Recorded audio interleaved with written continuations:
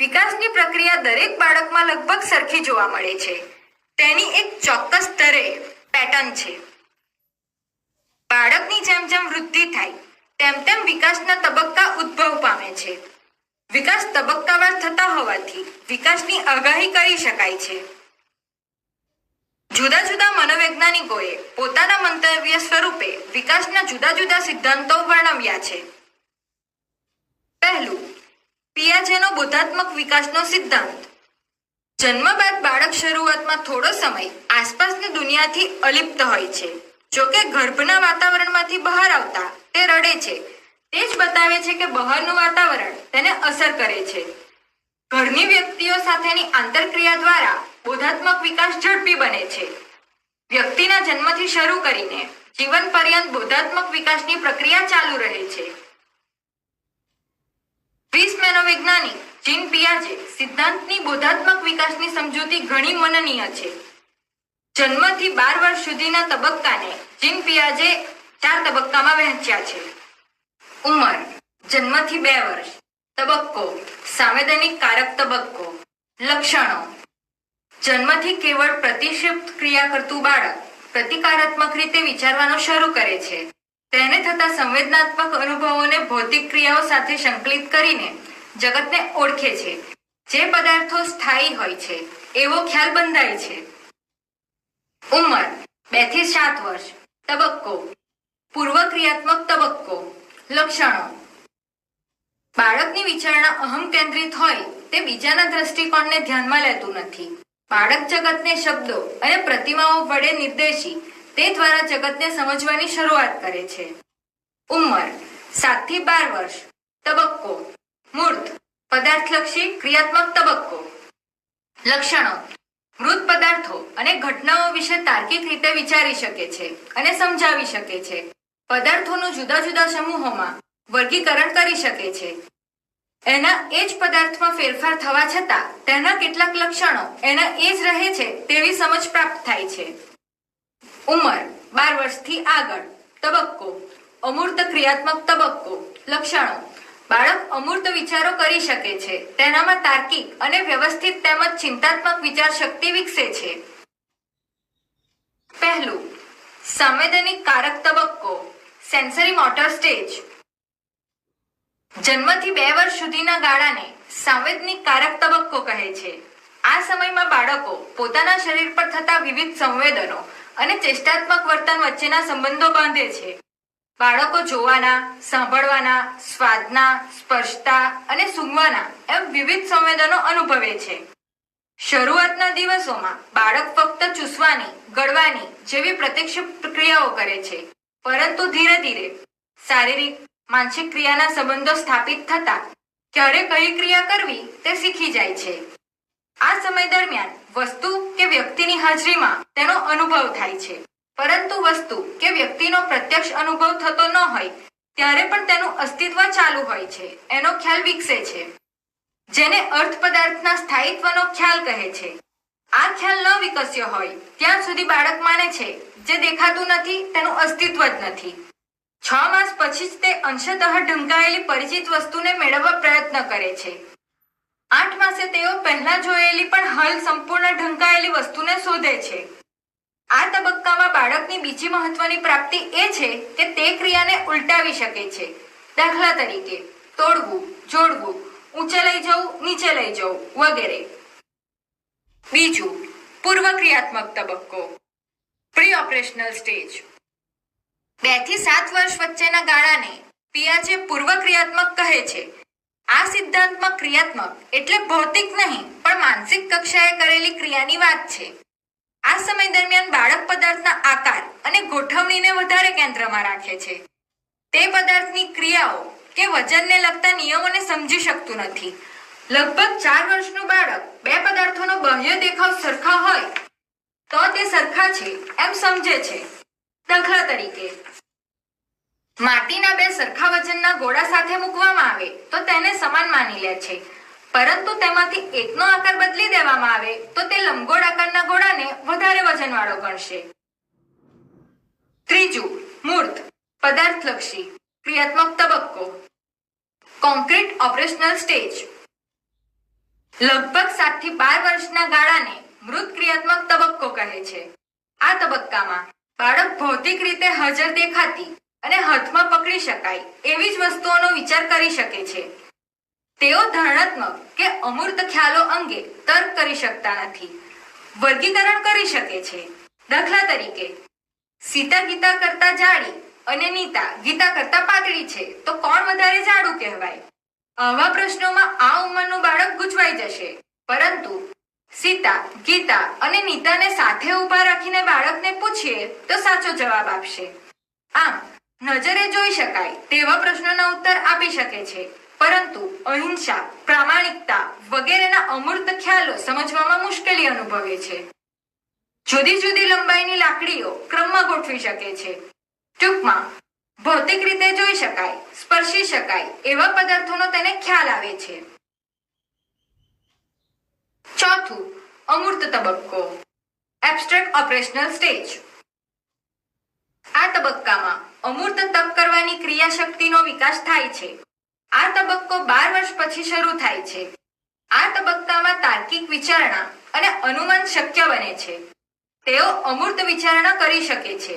દાખલા તરીકે, સ્વચ્છતા, સ્વાતંત્ર્ય, લોકશાહી જેવા ખ્યાલોને સમજે છે અને દ્રષ્ટાંતો સાથે સમજાવે તો તે સમજી શકે છે. ધારણાઓ પણ કરી શકે છે.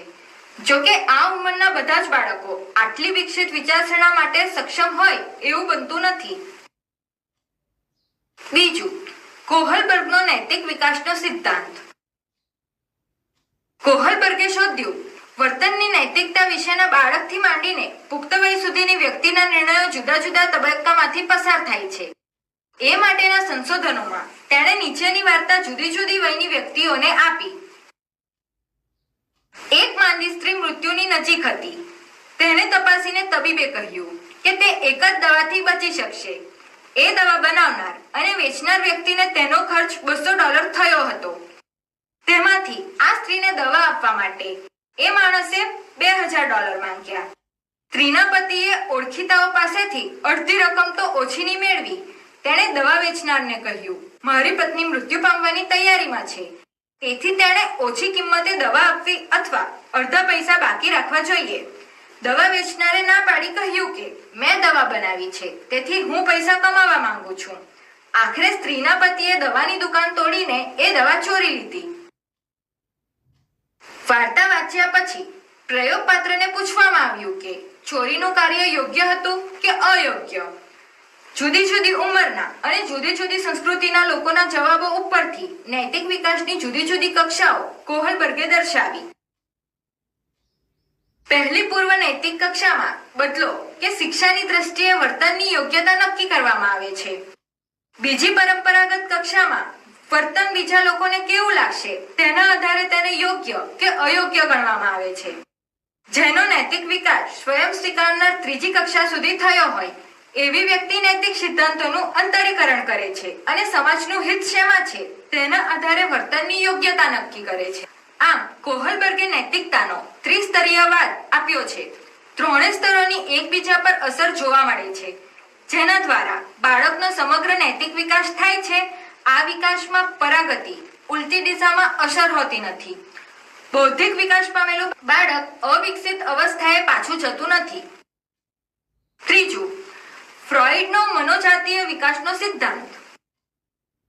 ફ્રોઈડના મતે વ્યક્તિના વિકાસની અવસ્થાઓ એ બીજું કાંઈ નહીં પરંતુ તેની મનોજાતીય સાયકોસેક્સ્યુઅલ વિકાસની અવસ્થાઓ જ છે. તેનો અર્થ એવો નથી કે ફ્રોઈડ વિકાસની જે અવસ્થાઓ વર્ણવે છે તે દરેક અવસ્થામાં વ્યક્તિ ફક્ત જાતીય પ્રવૃત્તિ જ કરતી હોય છે, પરંતુ વિકાસની આ અવસ્થા દરમિયાન વ્યક્તિ તેના શરીરના અવયવો દ્વારા થતી પ્રવૃત્તિઓમાંથી આનંદ મેળવે છે. વ્યક્તિ વિકાસની આ અવસ્થાઓ નીચે પ્રમાણે દર્શાવી છે. પહેલું, મુખ કેન્દ્રીય અવસ્થા. ફ્રોઈડના મંતવ્ય પ્રમાણે બાળકના જન્મથી લગભગ 1.5 થી 2 વર્ષના સમયગાળા દરમિયાન તેની કામ શક્તિ તેના મુખમાં કેન્દ્રિત થાય છે. તે મુખ દ્વારા આનંદ મેળવવાનો પ્રયત્ન કરે છે અને મુખ કેન્દ્રી અવસ્થા કહે છે. આ અવસ્થામાં બાળક તેના હોઠ અને જીભ દ્વારા મળતી ઉત્તેજના દ્વારા સુખ મેળવવાનો પ્રયત્ન કરે છે. તેના હાથમાં કોઈ પણ વસ્તુ આવે તો તરત જ તેના મુખમાં લઈ લેવાનો પ્રયત્ન કરે છે. આમ ગમે તે રીતે તે તેના મુખમાં વસ્તુઓ લઈને આનંદ મેળવવાનો પ્રયત્ન કરતું હોય છે. બાળક આ અવસ્થામાં ખાવા જેવી અને ખાવા જેવી ન ખાવા જેવી દરેક વસ્તુ તેના મુખમાં મૂકવાનો પ્રયત્ન કરે છે. ઘણા બાળકોને કોઈ જ વસ્તુ ના મળે તો તે પોતાનો અંગૂઠો મુખમાં મૂકે છે અને તેને ચૂસ્યા કરે છે. તેની આ રીતો આનંદ મેળવવાની પ્રવૃત્તિ પર ધીમે ધીમે અંકુશ આવતો જાય છે અને જ્યારે તે વિકાસના બીજા તબક્કામાં પહોંચે ત્યારે તેની આવી પ્રવૃત્તિ બંધ થઈ જાય છે. જોકે ઘણા બાળકોની આવી ટેવ ઝડપથી જતી નથી અથવા તો તેની આવી પ્રવૃત્તિ પર અંકુશ લાવવાના માતા પિતા તરફથી પ્રયત્નો કરવામાં આવતા નથી. આવા બાળકોની આ ટેવ પછી લાંબા સમય સુધી ચાલુ રહે છે, જે બીજી કોઈ ટેવમાં પરિણમે છે. દાખલા તરીકે મોંમાં પેન કે પેન્સિલ નાખીને બેસી રહેવું, ચ્યુઇંગમ ખાવી, મોટા થઈને પાન મસાલા ખાતા રહેવું. ઘણા ધૂમ્રપાન કરનારાઓ મોંમાં ખાલી પાઇપ નાખીને બેસી રહે છે. ફ્રોઈડના મતે આ બધી મુખ કેન્દ્રી અવસ્થાની અસરો છે. બીજું, ગુદા કેન્દ્રી અવસ્થા. ફ્રોઈડના મતે આ અવસ્થા બીજા ત્રીજા વર્ષ દરમિયાન વિકાસ પામે છે, ત્યારે બાળકની કામ શક્તિ, જેને તે લિબિડો તરીકે ઓળખાવે છે, તે તેની મળમૂત્ર વિસર્જનની પ્રક્રિયા સાથે સંકળાયેલ છે. આ અવસ્થામાં તેને તેના મળમૂત્ર વિસર્જન સાથે સંકળાયેલા અવયવોમાં ઉત્તેજનાઓનો અનુભવ થાય છે. તે વારંવાર આવી પ્રવૃત્તિઓ કરવાનો પ્રયત્ન કરે છે. વડીલો તરફથી ગમે તેટલો અંકુશ મૂકવાનો પ્રયત્ન કરવામાં આવે તેમ છતાં બાળક આવી પ્રવૃત્તિમાંથી મળતો આનંદ જતો કરવા માંગતું નથી. તેની આ અવસ્થા દરમિયાન તેના માતા પિતા અને વડીલોએ તેની આવી પ્રવૃત્તિઓ ઉપર બહુ જ કડકાઈ વાપરીને અંકુશ લાવવાનો પ્રયત્ન કરવો જોઈએ નહીં. તેની આવી પ્રવૃત્તિ સામે આંખ આડા કાન પણ કરવા જોઈએ નહીં, પરંતુ સમજાવટથી ધીમે ધીમે તેની આવી પ્રવૃત્તિ પર નિયંત્રણ લાવવાનું શીખવવું જોઈએ. ત્રીજું, શિશ્ન કેન્દ્રીય અવસ્થા. આ અવસ્થામાં બાળકની કામ શક્તિ તેના જાતીય અંગોના ઉદ્દીપક કેન્દ્રિત થઈ જાય છે. ગુદા અવસ્થામાં બાળકનું ધ્યાન મળમૂત્ર વિસર્જન પર કેન્દ્રિત હોય છે, જ્યારે આ અવસ્થામાં બાળકનું ધ્યાન આવી પ્રક્રિયાઓ સાથે સંકળાયેલ અવયવોમાં થતી જાતીય ઉત્તેજના પર કેન્દ્રિત થાય છે. આ અવસ્થા જાતીય અંગોના વિકાસનો પ્રારંભ હોય છે. ઘણીવાર બાળક પોતાના જાતીય ઉત્તેજન પર કેન્દ્રિત થાય છે. આ અવસ્થા જાતીય અંગોના વિકાસનો પ્રારંભ હોય છે.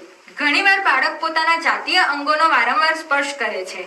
આ રીતે તે પોતાની જાતે જ પોતાના જાતીય અવયવોને ઉત્તેજિત કરે છે અને આનંદ મેળવે છે.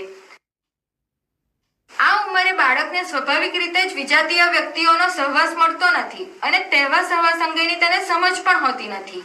તેથી તે જાતે જ આ રીતે આનંદ મેળવવાનો પ્રયત્ન કરે છે. ચોથું, સુપ્ત અવસ્થા.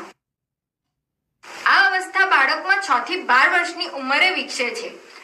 ફ્રોઈડ આ અવસ્થાને કામશક્તિના વિકાસની વિરમ અવસ્થા તરીકે ઓળખાવે છે. આ અવસ્થામાં બાળક તેની શારીરિક પ્રકૃતિઓમાંથી આનંદ મેળવવાના બદલે બૌદ્ધિક પ્રવૃત્તિઓમાંથી આનંદ મેળવવાનો પ્રયત્ન કરે છે.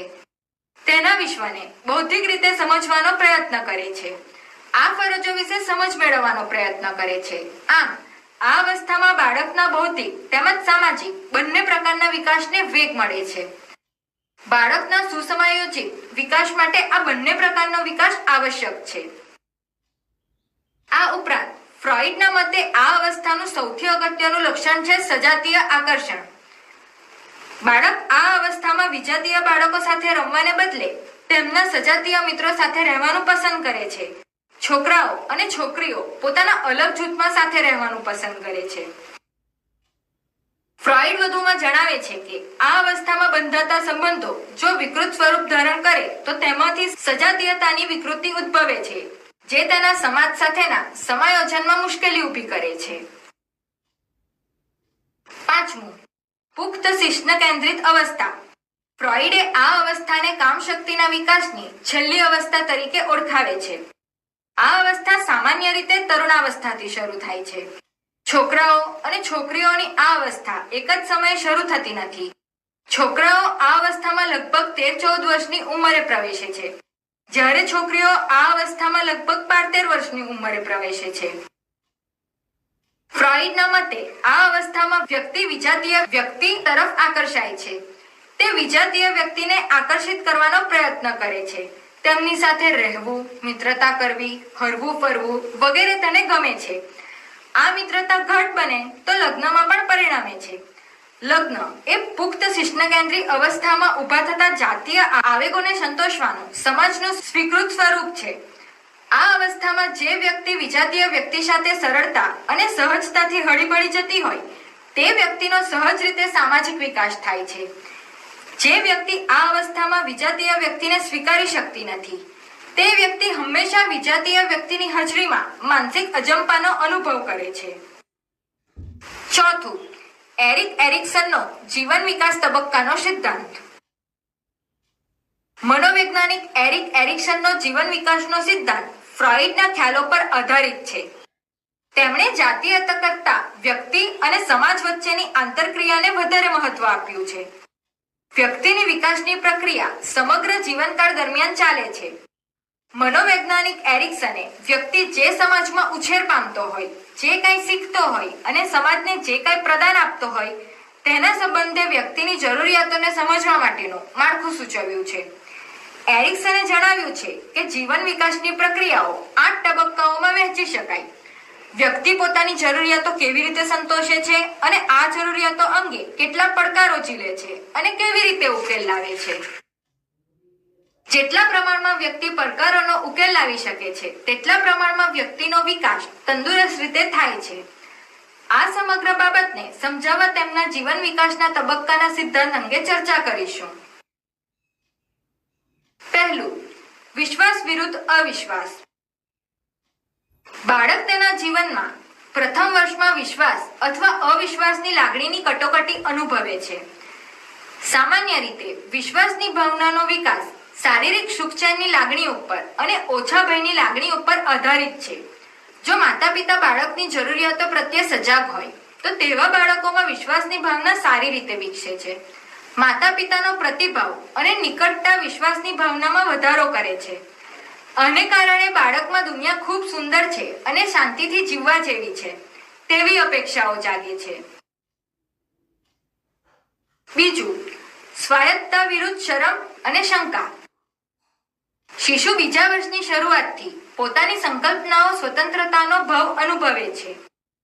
પોતાની જાતે કાળજી રાખવાનું શીખે છે. આમ સ્વાતંત્ર્યની ભાવનાનો વિકાસ શરૂ થાય છે.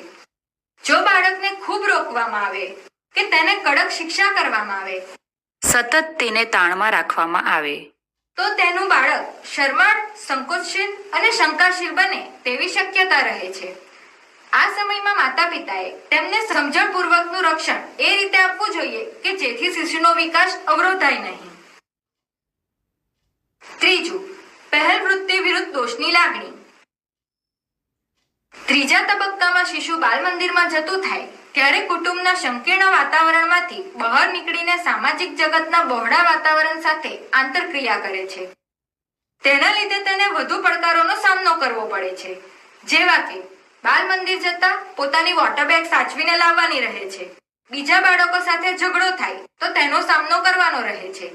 આથી તેના વ્યક્તિત્વ, ચપળતા અને હેતુપૂર્વકનું વર્તન સ્થાપિત થાય છે. આના કારણે બાળકમાં જવાબદારીની ભાવના, પોતાના શરીરની અને વસ્તુઓની સંભાળ લેવાની વૃત્તિ, પહેલ કરવાની વૃત્તિ અને પોતાના પ્રશ્નો પોતાની રીતે ઉકેલવાની વૃત્તિનો વિકાસ થાય છે. આ સમયગાળામાં માતા પિતાએ તેમની પ્રવૃત્તિઓમાં વિક્ષેપ પાડ્યા વગર તેનું નિરીક્ષણ કરવું જોઈએ. તેમનું વધુ પડતું નિયંત્રણ કરવાથી દોષની લાગણી ઉપજે છે. ચોથું, ઉદ્યમશીલતા વિરુદ્ધ લઘુતા. આ તબક્કો પ્રાથમિક શાળાના સમયમાં આવે છે કારણ કે આ સમયમાં બાળકને નવું જ્ઞાન પ્રાપ્ત કરવાનું હોય છે અને બૌદ્ધિક શક્તિઓ પ્રાપ્ત કરવાની હોય છે. આમાં જો બાળક અપેક્ષા પ્રમાણે ક્ષમતા અથવા પરિણામ પ્રાપ્ત ન કરે તો તેનામાં લઘુતા ગ્રંથિ આવે છે. આથી આ સમય દરમિયાન શિક્ષકની ભૂમિકા ખૂબ ઉમદા અને જવાબદારી ભરી હોવી જોઈએ. શિક્ષકે બાળકમાં પોતે સક્ષમ છે તેવી ભાવના ઊભી થાય તેવો વિશ્વાસ પ્રગટાવ્યો. પાંચમું, સ્વ ઓળખ વિરુદ્ધ ભૂમિકા અંગે ગૂંચવાડો. આ તબક્કો તરુણ વયની મુગ્ધાવસ્થામાં પ્રવેશવાનો છે. આ સમયમાં તેના અલગ વ્યક્તિત્વની ઓળખ ઊભી કરવા તેણે શું કરવું જોઈએ તેમજ આગળનું જીવન કેવી રીતે કંડારવું જોઈએ આ બધા પ્રશ્નો ઉપસ્થિત થાય છે. આ તબક્કે માતા પિતાનું માર્ગદર્શન ખૂબ મહત્વનું છે. માતા પિતા સ્વસ્થ અને અનુભવી વ્યક્તિ હોવાથી મુગ્ધાવસ્થામાં જુદી જુદી ભૂમિકાનો અને તે ભૂમિકાઓ સારી રીતે ભજવવા માટે પ્રાપ્ત એવા જુદા જુદા માર્ગોનું સૂચન કરવું જોઈએ, જેથી મુગ્ધાવસ્થામાં સંતાન ઓછી મૂંઝવણ અનુભવે અને યોગ્ય માર્ગ પસંદ કરે. જો આમ ન થાય તો બાળકની નિષ્ફળતા તેની ભૂમિકા વિશે ગૂંચવણો ઉપજાવી તેને વધુ અનિર્ણિત સ્વભાવવાળું બનાવે છે. 6. આત્મીયતા વિરુદ્ધ એકલવાયાપણું. યુવાનીની અવસ્થામાં જુદી જુદી વ્યક્તિઓ સાથેની આંતરક્રિયાથી વ્યક્તિ આત્મીયતાની લાગણી અને એકલવાયાપણાની લાગણી વચ્ચે સંઘર્ષ અનુભવે છે. યુવાન તેના કુટુંબ સિવાય બહાર પણ આત્મીય સંબંધો વિકસાવવાની કોશિશ કરે છે અને તે તંદુરસ્તી ભર્યા સંબંધો જાળવે છે, પણ આ પ્રયત્નોમાં તેને નિષ્ફળતા પ્રાપ્ત થાય તો તેનામાં એકલવાયાની ભાવના સ્થિર થાય છે. 7. ઉત્પાદકતા વિરુદ્ધ નિષ્ક્રિયતા. મધ્યવયે વ્યક્તિ વ્યવસાયમાં સ્થિર થવા કોશિશ કરે છે તેમજ યુવાનો અને સમવયસ્કો સાથે સ્થિર સંબંધો વિકસાવી જીવન હેતુપૂર્ણ બને તેવી કોશિશ કરે છે, પણ જો આ પ્રયાસોમાં તેને નિષ્ફળતા મળે તો તે સ્થગિતતા અનુભવીને નિષ્ક્રિયતા તરફ વળે છે. 8. સુગ્રથિતતા વિરુદ્ધ હતાશા. જીવનની પાછલી અવસ્થામાં વ્યક્તિ પ્રવૃત્તિથી નિવૃત્ત થઈ પોતે જે જીવનપથ કંડારેલો છે તેના લોખાજોખા કરે છે. પ્રાપ્ત કરેલી સફળતા નિષ્ફળતામાં સફળતાનું પાસું વધારે હોય તો પોતે પસાર કરેલ જીવન પ્રત્યે સંતોષની અને ધ્યેય પ્રાપ્તિની લાગણી પ્રાપ્ત થાય છે. વ્યક્તિ નિષ્ફળતાનું પાસું વધુ છે એમ અનુભવે તો તે નકારાત્મક લાગણી, વિષાદ અને હતાશા અનુભવે છે.